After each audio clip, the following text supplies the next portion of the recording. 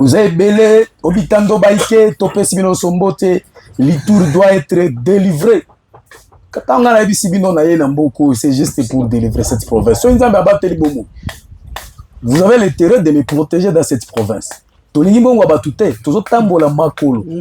Tokolia mbongo ya mabete. Nzungu. Soki mutu apesinga mutu ka Obama, opesi yango eza la corruption te. Soko useti kuna bakobeto biloko na opekisa. Na opekisa te. To aider province. Bato nyokoli ba iturie migi, tolo bango. Bato nyokoli ba iturie. Abazaya bayuma. Bazoba. Bruno peut avoir la raison la fois derrière. Na tuni Bruno. Quel souvenir des gouverneurs Johnny Boya, Ototika Nango. Bruno Alobike, il a ouvert les yeux. Ça, c'est vrai. Donc, Bruno, quand on a tiré la fin d'un hôtel à Bruno Zando. Bruno, ce n'est pas n'importe qui. Il m'a tu les gens ont réfléchi. Donc, Bruno Andimé la Moutouté. Voilà. Pour nous devons aider les autorités à place. Gouverneur de la province Oyaye, Kassongo. Ganazolo Belayo, Mboko ya Matata, Mboko. Bafandaka une semaine, 2 semaines, attention, attention, attention, sois prudent. Tolingio mingi, nga personnellement, tant on a mon attitude dans le gouvernorat, na sepela ki na kanzana yo, na sepela ki makasi. Biloko on est continué. Na moni mutu moko zo koma na groupe, je le mets à garde. Oh, abandi pa rogase, abandi ko yamba ba tout. Keba, tolingi diabolisation te. Yo zo kende ko sala nini kuna. To boyi makambo ko mbrier gouverneur. L'équipe nae, il faut pas travailler bien. Bagamba jalelo toboy. Mikolo l'émission mutosali jalelo, ils a contre la population. Nabeti kombo na yo. C'est je dis ça officiellement. Parce que ba tout ba sekala na biso mingi. On doit aider les autorités. To tie mutu ba kata pour na mboka na biso province na biso. Tolingi kimia tolingi bitumbate. Voilà. Quelle stratégie yo attaqué notable. Bien sûr, tout le monde qui milite, c'est eux qui est de la souka. Bon, quelle stratégie au copé sa gouverneur, nouveau gouverneur, parce que nous avons l'obligation, à travers notre micro, d'aider les autorités à place provinciales, même nationales, qui accompagnent Bango. Yo soko fandi que ngana za gouverneur. Ba changer yondo remplacer Luboya. Stratégie pour éradiquer les groupes armés.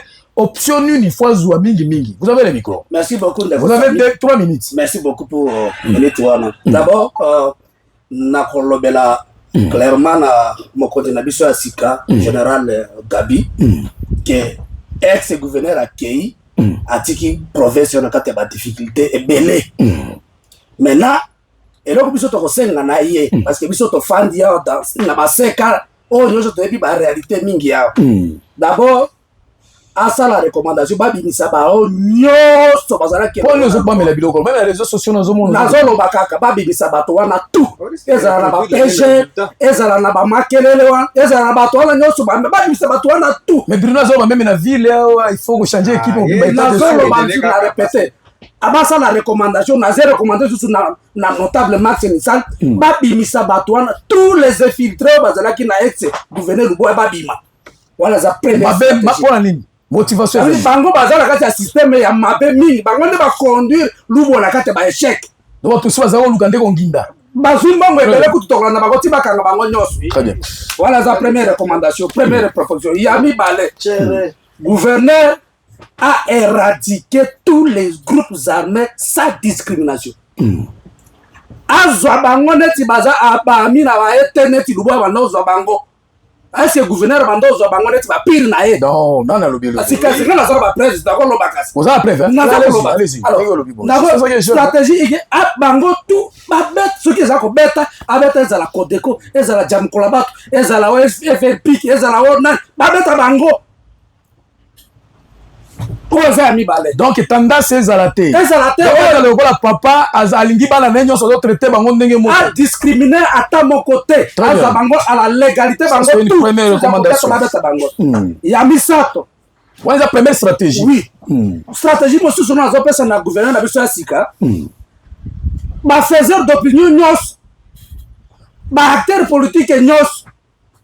Ba notable nyos atika bango mosika na été. Zongela bilokwa na lobi sous na yoki yango bien ten ba acteur politique nyos ya province ya Ituri babino ba notable ba faiseur des opinions atika bango mosika na été parce que ya Luboya zaki ko bimisa bango abimisa batona bazala mosika mais na recommandant azwa bango nyoso azongisa bango peine bakoede bakosunga vraies informations mais parmi les acteurs politiques ils ont badialiliste azoya mpona koflate mokonzi kokumisa umela yo nde mokonzi po abimisa mwa chetu chetu Sami tosi topesi il faut dire ça la vérité ça c'est très journaliste wana pa gouverneur non moya ba ngana bango non mais si tosi lo bino kasi baza identifié na ba numéro na ba kombo na ba photo eza kuna soki ba gouverneur abenga na bango eza ba to mabeo ba flatero bazo sunga ba province autorité bazo sunga te ba libumu na bango na pona ko suka na suka sa pona makamba stratégie il y a de cela pas quelques mois les communautés ba fanda ki po banda ko solo la kati na bango ezaki pona ko étouffer ba mabeo na quotidien te mais ex gouverneur Lubo a bloqué qui pona ba terrain na ah comment a bloqué même la communauté nyali non oui fréquentation de cohabitation ezala oui les s'il vous plaît tolérance na moni mafuta ezo matabi na plateau c'est quoi vraiment comme cadence bazalo bango lisusu ba communauté onyoso oya bazwaki initiative banda ko solo la kati na bango à travers la petit exemple simple il y a la communauté Lendu et la communauté Nyali biso tokofata tuzola mais Lubo asali manœuvre nyoso a bloqué pour que akabana ka ozwa kaka ba ressources bana ko piller pour mabe et bana ko kote na kosenga a ouvrir a pesa nzela na ba communauté ba bana ko fanda ko sola pour la kozwa piste solution pour donc harmoniser donc cohabitation pacifique ezala parmi les communautés azala na ngo blocage parce que stratégie on est ko sunga ituri ko déjà 2 mois 3 mois et là ko tout ko zala atite Nyali nini oyo za na connaissance ezali sous occupation ya ba rebelle et puis ba proclé ezali kuna s'il vous plaît aux gens de cette province place ngo oyo place ba proclé ezali ti sikoyo FADC ezate autorité de l'état ezate oyo gouverneur na tia préoccupation parce que noyokaki bato bazala ya place mosusu communauté na place na ye bazozala te mais groupe armé ezo contrôler moyen accéder ezate allez-y merci beaucoup Sami yo za notable dans cette ok ce que okenda ko makaba eza pe pa Banyali oui autorité de l'état za la kate kuna FADC ezate ata moko te za kuna proclé eza kuna papa makaba proclé donc c'est bima la place mosusu ezongi na secteur ya Banyali na mikolo oh kaba eloko eza te gouvernement kuna eza te kuna ezaka bango na bango kaka tokiti lycée Bunzenzele tokei Andisa tokei Matoro tokei Trage donc bisika wana nyonso wana eza occupé wana eza secteur minier kaka place ya bawolu place oyo donc yango esalemi seka dans 5 ans nyonso ezalaki ka bongo tile ndo ezaka bongo drapeau RDC eza kuna ata okomona ka pete eza le wala monde kuna makambo za to il n'y a pas la vie de l'autre côté là très bien merci beaucoup donc la raison pour laquelle on lobby que non mokonzi na biso parce que nazo révéler biso loko moko omoni eza révélation oya na gouverneur ya sika Gabi bakoko na biso ok bandimi ke aye pona kosilisa makambo bakoko ya Banyali oye ya biso eza banani nazo robela bo bafandaka na table bandimi na yebisho batali na ba système eza eloko mosusu na koloba yango te awa na kwenda kuta na gouverneur batali na système bamoni ki bakoko bafongoli ya Banyali makambo esi babike bayambie toyambie akosala kala mingi biso tosala cérémonie officielle bo bando tumba banini basuki oza mamuna bino akati alors vraiment ça va parmi ba stratégie oyo et ko permettre et tout na biso et se rétablir d'après de temps na poto zala na kimi mais il faut il faut zala actif na micro parce que apparemment Dieu zala ko banga gouverneur Luboya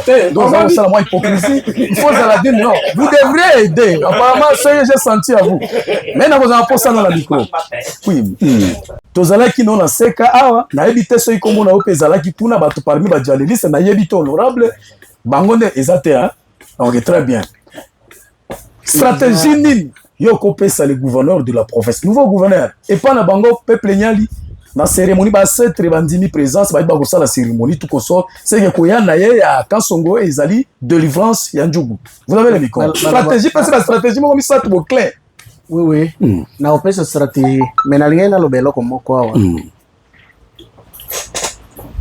Ituri ezane loko moko babenga la hypocrisie chaque fois na lo biloko wana il faut to sala makasi esila parce que ngana boyaka ngana zananga polele mais tango to bangela kuna je sais Ituri wande place ba bakoma koloba vérité te bato bangela yo sali ya malamu na koloba sali ya malamu yo sali ya mabe moi je ne peux pas dire que ezana gestionnaire moko depuis mokili bandi oya za saint ata lelo bazobetela Ibrahim Traoré maboko me nazalaki na serre moko autaki kuna yeko pona ukunda mamane yao bino bauti kuna boza leze na Ibrahim yo bi makambo eza na Burkina Faso eza matata.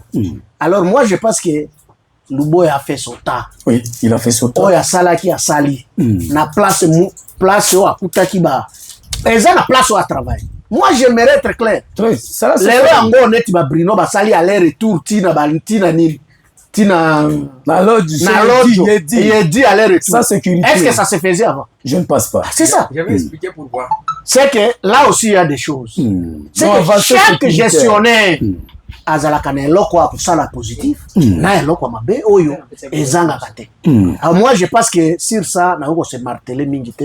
Moi j'aime que tozalaka réel na ba débat tosala débat pour un sentiment oya malamu eza malamu parce que biso moko eza débat contradictoire ce qui analyser ça n'engage que lui biso na yo posa na nini na yo c'est ça ce qu'on est en train de faire. C'est ta population de juger la vraie vérité. C'est ça. Ya mi balé loko na ngai koloba wana tsiko na koti na ba recommandation. C'est ça la recommandation. Je pense que pour aider le gouvernement. Je l'ai toujours dit.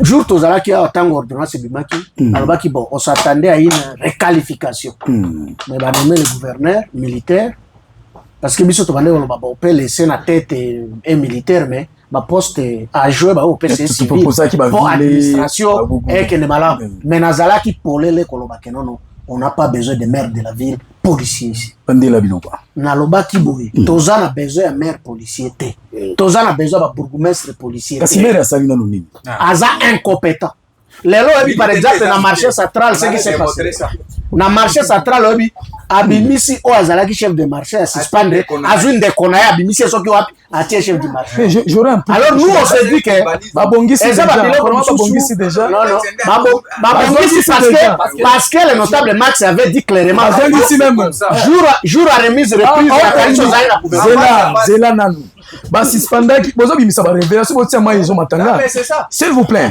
parce que selon information toyokaki keno babimisaki nani chef du marché oyo ezalaki mwana mboka wa mwana dudu chef Willy babimisaki ye basispandre satina batiaki nani azwi ndeko na ye moko atie wana auti na king asala mais bauti kobimisa 2 jours parce que l'excellence Nissan jour à remise reprise ayebisaki ye problème yo ye awa te mpona ozwala ndeko no obimisa bana mboka otia bango na poche Kumarto. Moi je pense que oyoki on a toujours dit ici tango zana na kiti net merio d'ailleurs oya gouvernorat babandi okanga moko nazoloba oya mairie kozala pire parce que oya mairie continue à part bongo na mabele ya ville donc mes fractions allégation nous a prêt pour démontrer mabele yo na derrière nini tango tozalaki na réunion à Kokis mais qui a fourni des données pour la Kokis donc ba cimetière ba mabele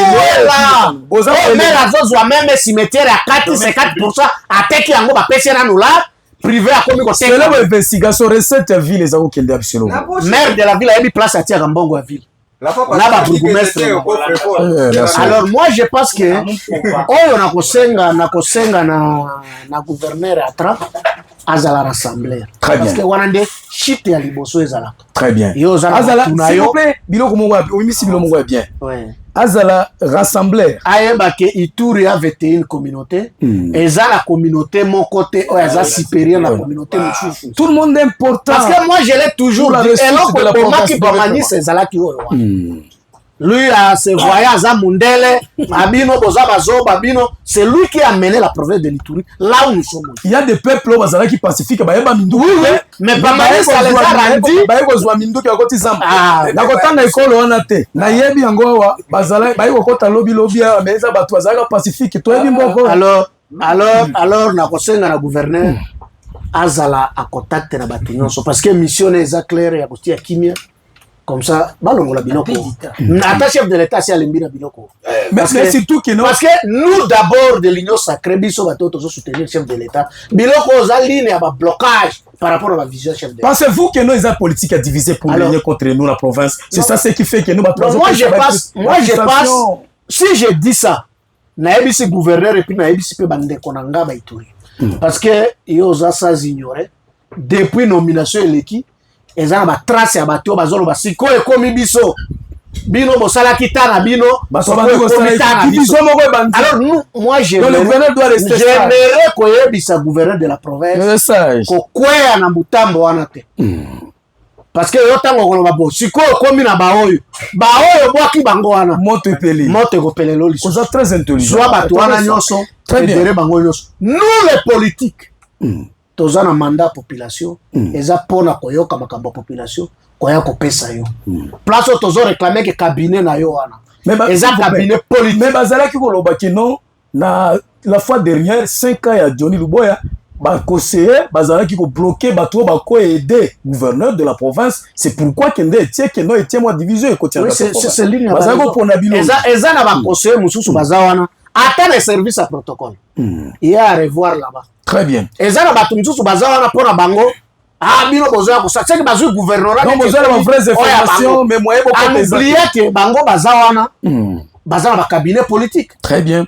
Dès le gouverneur de la province peut-être parce qu'on ne peut pas chasser tout le monde à coévaluer oya otikala oya okendeme moi je pense qu'il y a 70% eza bato il faut bakende comme ça peut sa fraîcheur à sika na gouvernorat na gestion na c'est un pouvoir discrétionnaire c'est ça mais il faut aller très bien je dois être rassembleur.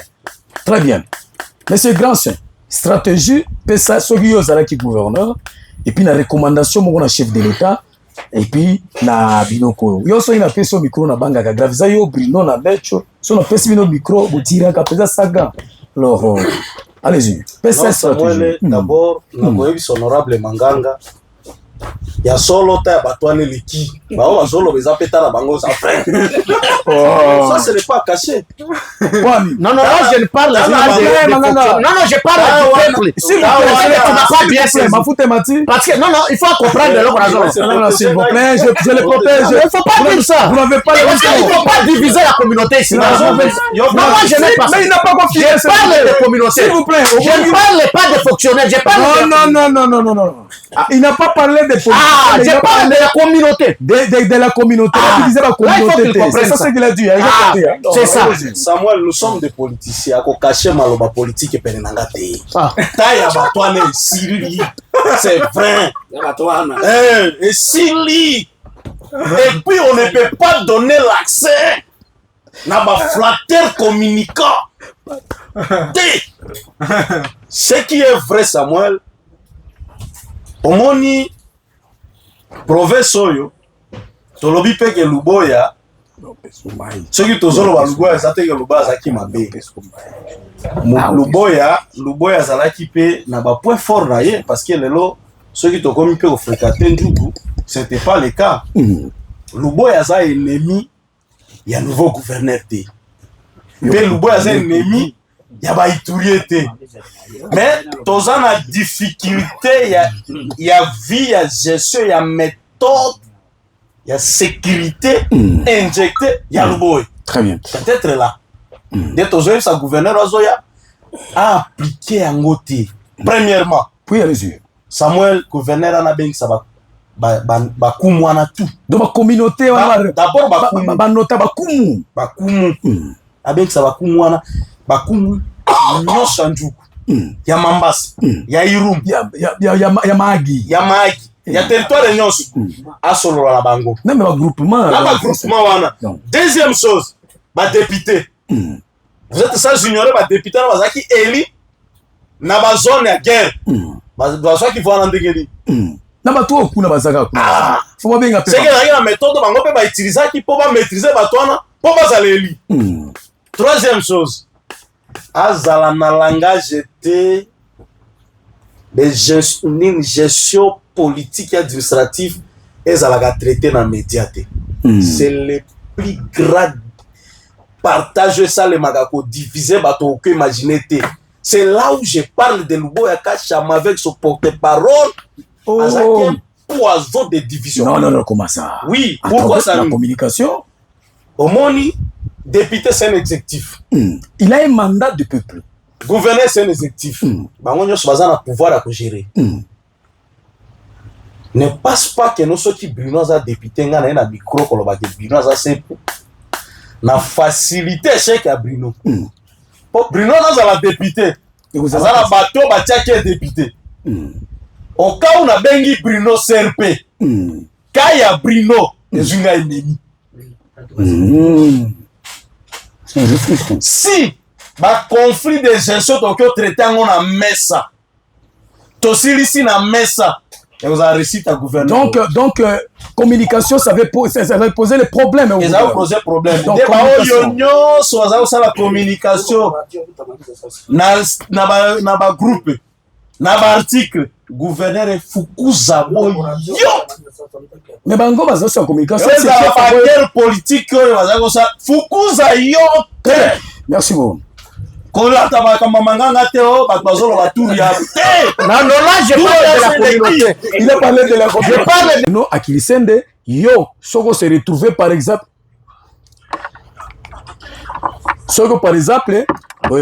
tout ça le fait que non ndenge osala qui tourner mais lelo ça là on dirait que nous a devant le gouverneur de la province émission lelo tout ça ko sala bino ba faiseur d'opinion ce qui yo se retrouver le gouverneur, le nouveau gouverneur général-major Gabi Mulumbaka Songo après si au moins 3 minutes tout qu'on sort quelle stratégie ce qui a 5 stratégies ont aidé pour qu'il a réussi pendant le moment où Azali à la tête de la province de l'Ituri au Kolobanini. Allez-y. Je crois ndeko Sami au moins nalingaki nano nasala précision moko mpona kodebatere biloko kodebatere alobi alobi ke no biso tobimaki awa tokeye na njugu honorable Manganga. Oui, à l'époque les gens ne circulaient pas, c'est-à-dire c'est le bois a quand même il a quand même travaillé pourvu qu'il y ait la paix et puis pour faciliter, n'est-ce pas, le trafic dans certaines zones en territoire de Djougou.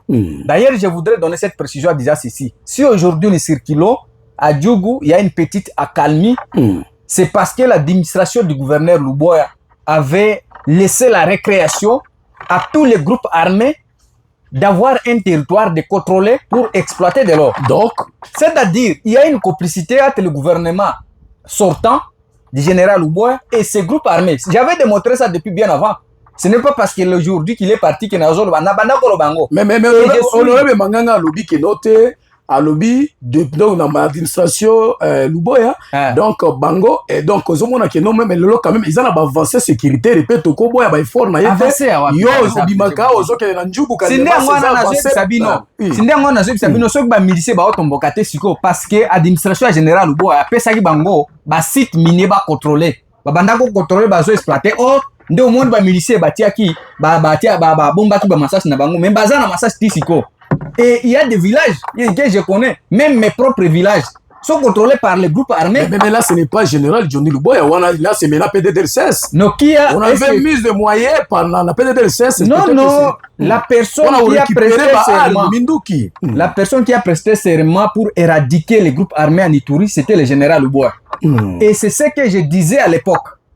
C'est parmi les raisons qui m'avaient poussé de combattre le système de Luboya. Commandant des opérations. Oui. Et comment on peut comprendre ça? On vous a confié une mission d'éradiquer le groupe armé et tu arrives et tu les confonds comme si vous les considérez comme des amis. Ces miliciens-là, ils arrivaient ici, non, à Bounia, non? À tout moment, ils arrivent ici, ils signent des petits papiers. Non, bah, comme Babandako, comme bah, signer des petits papiers, et puis bah, zongi kuna, bah, boumi bato, attends, on va sabango que non, alors, bah, si tu mines zawana, alors, bah, kubando exploiter oro, ndio moni, bah, miliciens, batiakina no kimia moko muke ata soki siko bolingi siko ubesa soki Luboya ezalaka awa a décidé abanda masasi kuna ces miliciens allaient encore se réveiller donc soki omoni bavandi kimia c'est parce que bapesaki bango basite minier c'est ça c'est ce qui a facilité à ce que la population banda circuler siko ezama qui a gagné. Est-ce que vous avez travaillé suffisamment? Vous avez des éléments de ce que vous êtes en train de dire? Mais je vous ai dit que j'ai mes propres villages qui sont contrôlés par les groupes armés jusqu'à présent. Oh bazo, donc dirait c'est comme au Bimba. Oui, pendant l'administration des généraux Luboya, je crois que ces gens-là sont là, ils sont en train d'exploiter de l'or. N'apprécie par rapport à Ming, c'est parmi les réseaux qui me poussaient à combattre le système du général Luboya. Parce que comment on peut dire, moi je n'ai pas l'accès de venir dans mon village. Ça ne se fait nulle part. Alors, exploitation de l'or, l'entité plazo, ça manuellement. Et ça manuel même ma machine ezo kitakuna. Et ça ma machine oso ki chinois kitikuna za sécuriser na phare DC, mais na zone ko de konde azo contrôler. On ne comprenait pas cet amalgame. Moi je vous dis ça, monsieur Bruno. Je vous dis que c'est ce qui s'est passé. C'est ce qui s'est passé pendant l'administration du général Luboya. Je l'ai démontré combien de fois quand il était même lui ici, il était ici. J'ai dénoncé ça plusieurs fois. Même à Kinshasa, j'ai dénoncé la même chose. Mais tellement que je ne sais pas si c'était quoi les relations avec ces groupes armés. Je ne connaissais pas parce que, à ta groupe au PSI, ces groupes armés sont toujours là-bas. Imaginez-vous d'abord, il y avait une complicité. Parce que tu ne peux pas m'expliquer. Donc vous suspectez que quelque chose, tu ne peux pas m'expliquer que non, un Chinois quitte ici à Bunia, sécurisé par les FARDC, mais pour aller travailler dans une zone contrôlée par les groupes armés.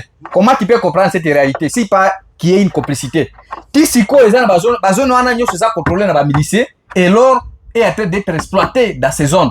Je vous donne par exemple la Boulingé de Sissoko Kei. Okokoute Bazawana, Bazo exploité or, milice Bazawana, FARDC Bazawana. Donc il n'y a aucune autorité de l'État. Et ça va faire des attacher Bango pour sécuriser les Chinois et non sécuriser les Congolais qui sont là-bas. Tu es capable de démontrer cela, même étant le gouverneur. C'est ça mes propres villages. Je vous ai dit, ce sont mes propres villages. Comment ça peut me dépasser? Votre communauté n'a pas mon côté Azali Kuna la village na bino. Non, la population Bazali, mais si quoi Baza abandonné dans l'État.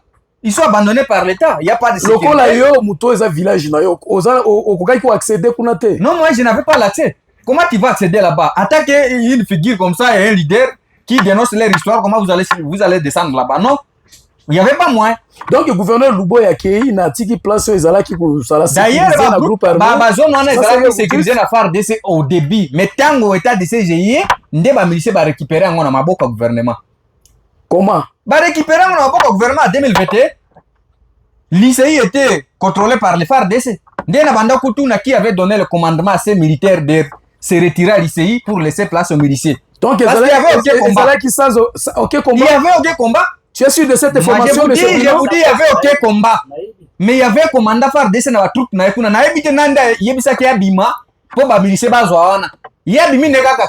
Vous suspectez quelque chose? Non, papa, nous, combien de fois on va vous dire que l'administration du général Ouba était tout proche de ces miliciens?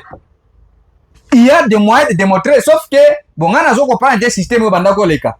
Mais Netsiko, peut-être Kinshasa a eu déjà conscience, Luboya mérite normalement l'audition. Moi je vous dis, bato bakufi kuna mingi wana mon cher, ce sont nos familles qui sont mortes. La population bakufi na Ndjougou, Irumu, partout là.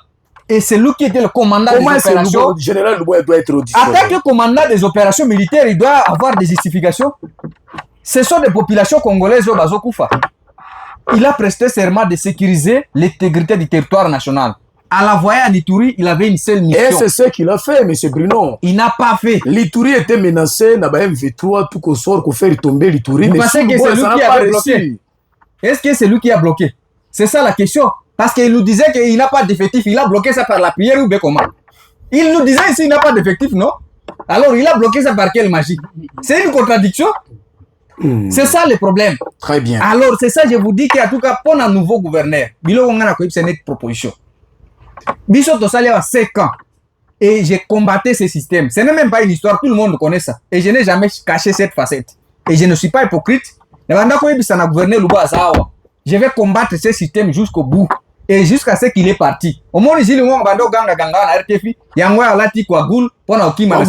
Kagoul les a chapeau na militaire à lati, pour va mon ligne. Elunginaete amati na vyo kwa mais yaza okendela eza officiel yende bandako okende pour la raison wana zo avancer pour na ba pesa nzela mais jusque là il est le porte-parole il continue il n'y a pas une lettre officielle. Je crois c'est ça, c'est pourquoi je vous dis ceci pour la proposition on appelle ça gouverneur biso to vendre à 5 ans. J'avais accueilli le gouverneur, le nouveau gouverneur. J'étais parti à l'aéroport. Notre parti politique a été mobilisé. Ceci prouve à suffisance que nous allons accompagner le nouveau gouverneur. Parce que Souci Nabiso Eza, qui m'écoute dans Ituri, je l'ai suivi à Kinshasa dans son interview. Il a dit clairement qu'il n'a comment il va travailler avec tout pour relever les défis. Nde biloko sepele sa kinga yangwana parce que ngai biloko ngana dingi na Ituri za kimia. Mais monsieur Bruno ne voyez-vous pas que non tango option quand même Johnny Luboya donc le général le gouverneur sortant atia qui en place pour kukutia moi donc approche na ya tia qui wana nde non militaire et puis donc non militaire et tiens quand même à calmer bah toi comme que circuler librement. Vous ne voyez pas que non ceux qui au nouveau gouverneur général Gabi a une option sous contraire et vous ne voyez pas qu'il y a un danger cause de là. Moi je pense que le nouveau gouverneur a d'abord sa philosophie. Il a sa philosophie parce que quand vous êtes nommé chef, vous avez ta propre philosophie de conduire les choses. Mais au-delà de ça, ba entourage pe ba kwa ko pesa ba conseil. Ndio moni biso siko to pesa ba proposition état ba leader ya province parce que toza ba jeune leader ba to maîtriser province ko lega biso awa ba leader ba lega ka ezati. To combattre le système à loi seka nous connaissons les rouages. Mais vous combattez comment? Mais c'est Bruno qui sait. Est-ce qu'il y avait Bruno Bozala pour audience na katia gouvernement? Non, combattre parce que lui n'a pas atteint la mission. À ce niveau aussi, il y avait des problèmes. Mais d'abord, la mission, il n'a pas réussi à conclure la mission qu'on lui avait confiée. Mais c'est Bruno qui disait quel souvenir à niveau sécuritaire? Je te pose cette question deuxième fois. Souvenir, parce que Moutouazaga Bola, mon épée Zagamala, ma belle, souvenir, nous yo fandaka, oso garder du général Johnny Luboya sur tous les plans. Je crois, ça mène à Yepsa Kibino Boye, au moins, il va errer gouverneur Luboya Salaki. Nous, on a topé sa proposition à nouveau gouverneur et ça pas mbatté. L'erreur, d'abord, la première erreur, c'était de disloquer les communautés, de ne pas traiter les communautés de la même manière. Pensez-vous que le gouverneur Johnny Luboya n'était pas rassemblé? Non, il ne rassemblait pas. Il y avait des communautés qui étaient marginalisées. Vous savez que la province de l'Ituri, c'est la seule province au Congo qui a toutes les 5 ethnies. Donc ça demande de la sagesse. Oui, il y a toutes les 5 ethnies, c'est seulement en Ituri. Ailleurs, tu ne trouveras pas. Alors, il y a 21 communautés. Pour réussir la province de l'Ituri, il faut être un rassembleur. Il faut traiter toutes ces communautés de la même manière. Mais tant qu'on marginalisé Bamosusu, tu vas te créer des obstacles toi-même. Et c'est là où Luboya a fait maintenant, lui-même il s'est noyé. Comment? À marginaliser d'autres communautés. La justice, pendant le gouvernement de Luboya, c'était seulement pour chasser. Ça s'est remarqué comment? Groupe de gens. Ça s'est remarqué comment? Bateau Batima Kiwana, je vous ai dit, c'était seulement les gens de même tendance, non? Yozo landela ba communauté Mosusu, alors Kotoyo, aux autres Tiasiko Bango, Koto Ozo protégé. C'est-à-dire, c'était la politique de diviser pour régner. Tant que ça, qui pour reprocher. Non, comment reprocher ça?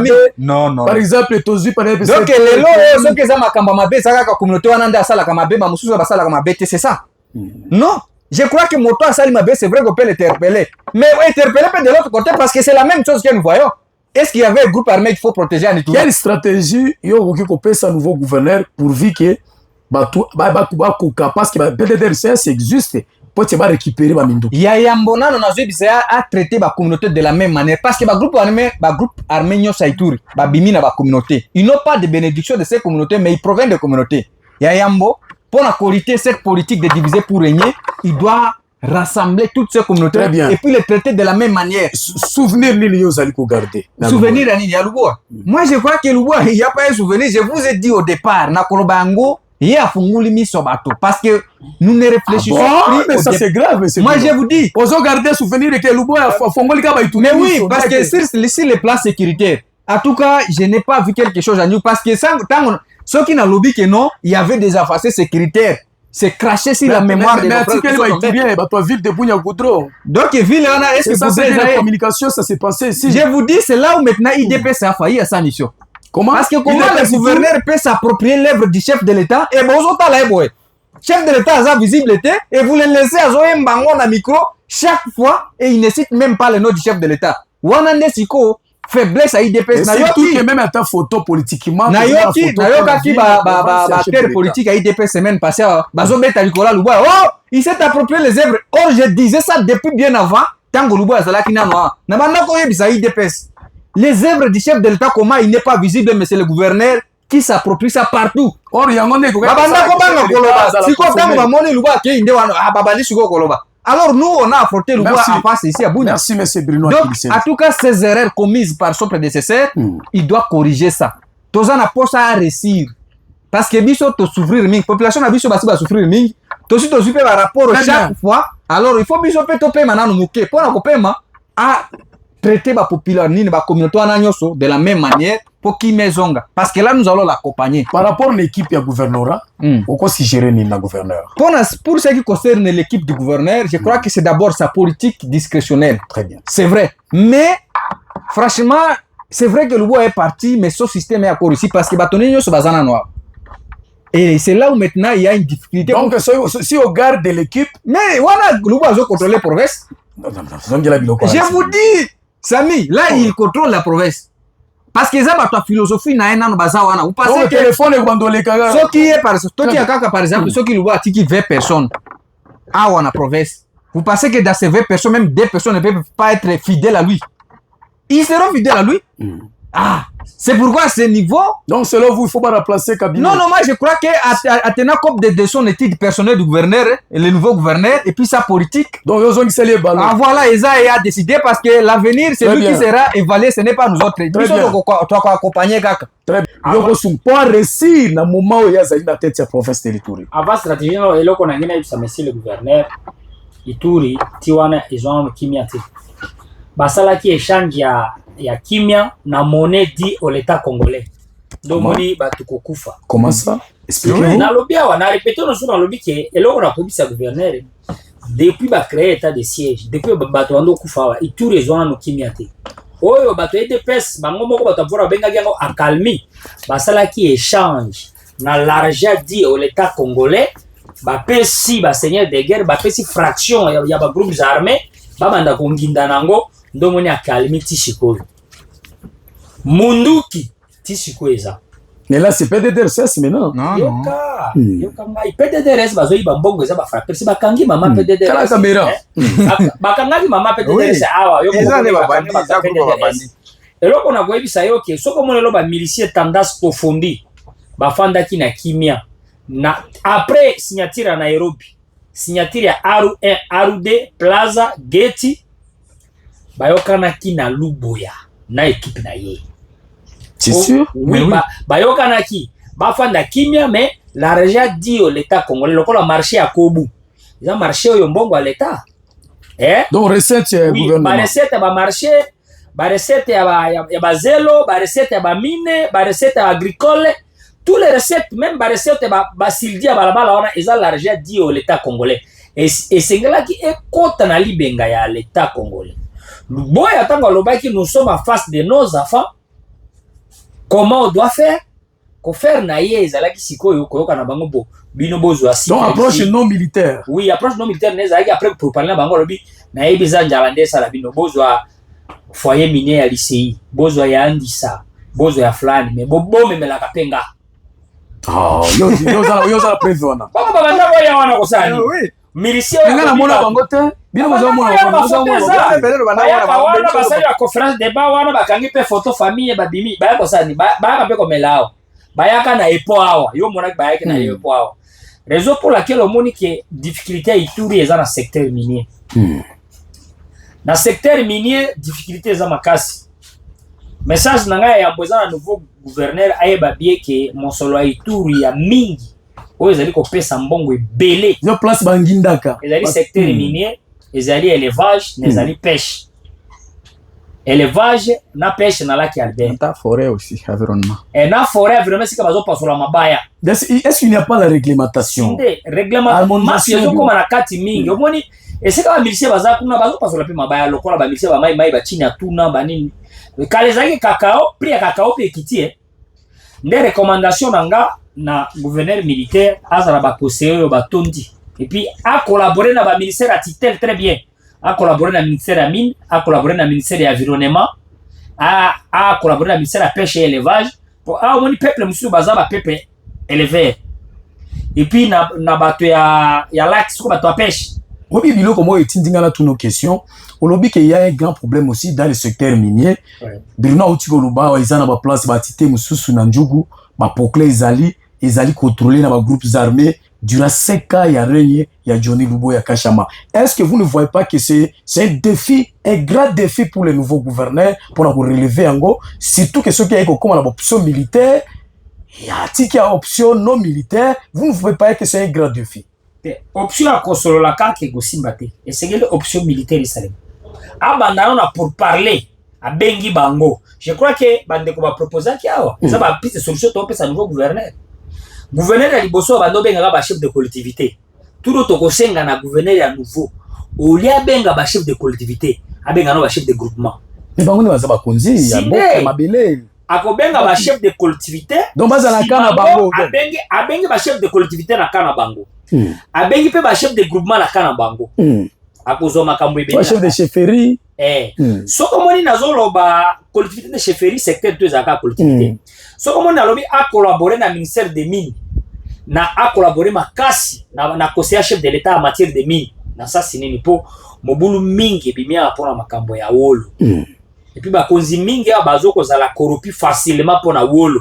Donc il faut la prida par rapport à la prida na sasa na zolo pour balengonde bi mazo soki ase bengi bato wana abenga pe ba opérateur économique nyonso en matière ya mine bato na kao ba coopérative asa sibiliser bango baye bako kosala canalisation ya or na place boko ba déclarer na koma mbongo ekota na l'état mbongo ekota na libenga l'état ba to sa ba taxe à l'état et puis batika ba exploitation criminelle ya kobaka ba nzete ya ko déplacer bali ya mai. Je vous dis Sami na minute oyo li ya mai ya kouta mai ya Ituri kouta Aru mai Aru ti kokoma na kati ya mai Ituri koto ba déplacer bali wana ok ko déplacer Lia mai ezo créer ba écosystème ezo créer même environnement ezo changer. Quel sont ces dangers? Lia mai Ituri nini nizi kota kote njugu kota pimbo kuna ba nombre ba pokleza wana na parle pas. Lia mai abombi kaka abombi na biso mai mombalu kota likolo kuna ba c'est que ba détruire l'environnement.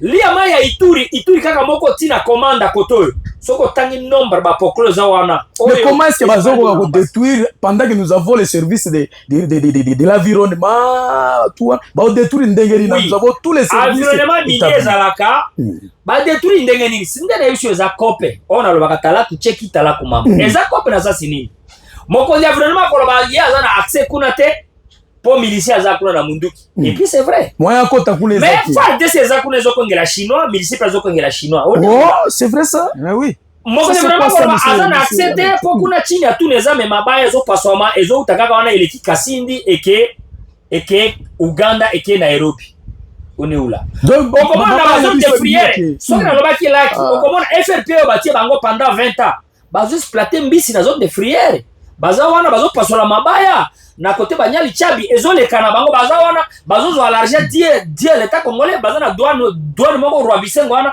biloko eleka na bafuti bango moko surtout que peuple iturien za na posa ya kimia. Alors avec ça ceux qui ba option non militaire oyo raison pour laquelle toyebi option non militaire kosimba te bakofiri na kozala corrupti esengeli basala approche nyonso mibale basali option non militaire babengi bango lokola gouverneur yao toyebi agenda na ete mais tokoyebi sena mbangu abenga bango bakoya abengi bango tandis que foni nyonso apesi bango ultimatum et puis asololi na bango et puis apesi bango vision na ye oya ye nango ayebisi bango bino babisi za boye mais avant kobenga bango abengi na ba chef de chefferie nyonso ya donc faut sur la couche ya batu nyonso abengi bango nano simango abengi ba chef de groupement après ba chef de groupement oyo makambo esa makana ba tité na bango kuna nde abengi ba milicier wana 5 groupe wana 6 groupe na CRP po bango pe bakoti accord akapale za abengi pe ba represent bango apesi bango vision na ye simango abengi ba chef de division baoyo bazo saka na mbongo l'état soit disant que ministre de pastel secteur eza malamu abengi bango pe solo bango ayi bango vision na ye après wana apesi ultimatum ata ya 1 mois oya boy a frappé et puis tout ça les recommandations na gouvernement na ministère de la défense ba renforcer effectif to effectif ça avec Bruno Mandefou ça va ouais avec Bruno Mandefou je dis je pèse mes mots général Bruno Mandefou c'est un guerrier oyo kaka tolobaka komba commandant région kwaza na makamute na ate ya commandant région Bruno Mandefou nani ate ya Irumu oyo kwa na micro to jamais atika ko yoka te bazo sala quand même qu'est-ce zo mutazaka na musale zo mona bazo sala 80% commandant région abatu ezaka lokola zala kate mais aza avec badira sinaye Bruno Mandefou depuis aye musala ezo convaincre biso pour continuer na mayu ya te depuis aye aumel nante asalita 2 à 3 ans c'est monsieur qui est déterminé oui aza déterminé azo traquer ADF azana mambasa aza ofuro emule tozo mona mambasa watu bameki muke kimia moko ezonga besi kimia mutu aboye nde tozo linga aumela na ye mais ba mususu wana nyonso bo basali malamu te tosengaki na ba notable bazaka pembe na chef de l'état tosengaki na conseil des ministres ba relever mutu nyonso asia aumeli asali 4 ans 5 ans surtout ba sécurité tokokota na ba administration sima oya sasa asali 5 ans officier 4 ans 5 ans ba officier wana ba relever bango po baya ko diaboliser ba voilà c'est quoi les recommandation au niveau national oui recommandation au niveau national toyebi mokonzi Redok aye na esika Merci. aumeli nanu te mais tosenge baoyo baumeli 5 à 6 ans barelever bango et puis mokonzi Amine a collaboré na nouveau gouverneur pour na relever défi surtout Conseil donc souvenir nini yo zo gardien na général Johnny Luboya parce que qui a sali 5 ans souvenir nini yo zo tala okokanisa ko fandi bozo kanisa ah si c'était lui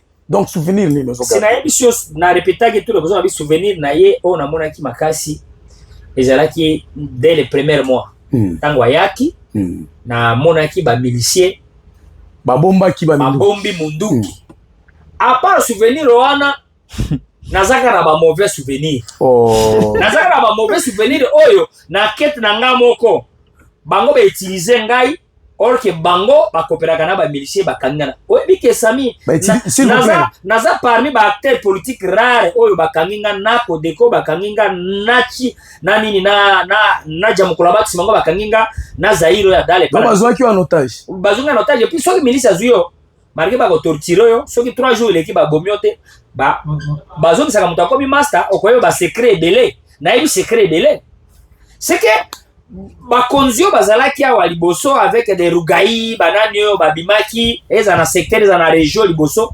bazwaki eloko moko na benga yango na avogoyo arsike bibembe zo beta mbongo babanda ko teka munduki bateke munition même babarako bazaki fabriquer kaka na gouverneur non ça c'est quelle allegation c'est grave banani non ça c'est quelle allegation yo zo simé biloko ba traité bongo na lobby na tibu ina monoko nazo simé po na lobby ke basambiseke bato na tribune oyo yebi 9 colonel bakangaki bango pour bateki nouveau tenue oza verroué na système tenue ye kaka lelo de la tiango et lelo ezomi na mabanga ezomi na stade ya bambu tango basalaki manifestation ko balataki tenue wana te et puis biso yeba bieke toza bandeko ya bao baza ba Kodeko toza bandeko ya bao baza na chini ya tuna bandeko baza na jamu kola batu bao baza bazai toza na ba petit toza na ba grand ba restaka biso beaucoup kuna ba isa kabiso tout na ba musu aloba ba ko kufa bango moko te ba koloba raison pour laquelle pona ko chiter na lobi boye Sami ke naza d'accord na propos ya Bruno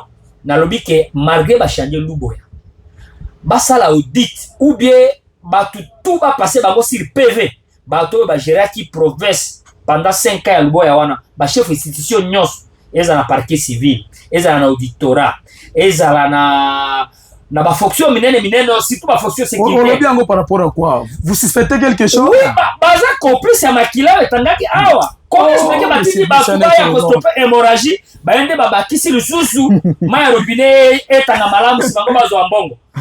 Ba auditionner bango. Chef de l'État ça la commission moko ba auditionner bango et puis Luboya na ministre de la défense c'est que ba passer devant parlement. Luboya était que chef de division. Aza aya était que général aya a expliqué na Ituri ba député na biso beli biso ba bete ba question.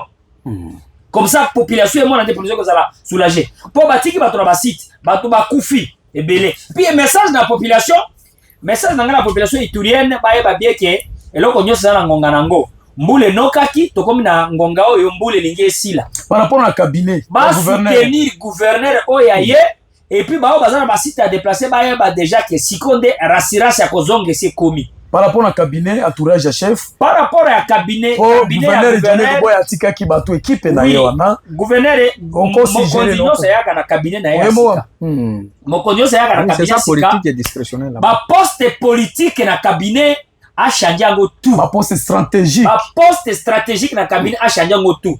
Après, ma poste administrative dans le gouvernorat a gardé ma moussous.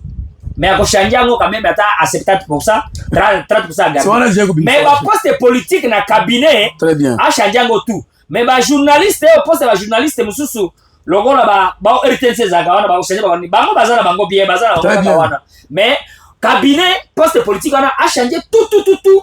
Bati ya kaka ba oyo ya nouveau ba koya na va ya nouveau oyo nani nouveau gouverneur ako choisir na kati ya tendance ya navete communauté na ba mususu pe akopona ba kongolo ba voir discrétionnaire yayi. Merci beaucoup. Na DGRP a changé DGRP nyonso a changé ba to DGRP eza ba poste politique na DGRP wana ezali a changé ngo atia ba to sikapo amona clair po mbongo DGRP etiaki na libenga si mbongo ekei mbongo emonani te Oh. baodite même ta DGRP na bajeune mibale baauditionne bango Donc, eomela te donc. baauditionne bango ozali komona omoni clair ete mpona recette ya province dira se quand bato basakani na mbongo ti mbongo yango eza wapi si ezalaki nouveau gouverneur akuta mbongo akobanda nango mosala akuta aévaluer kaka mbongo ya semaine moko amultiplier par 5 ans ye moko akomona combien de fois on nous a pillé donc audition esalema merci beaucoup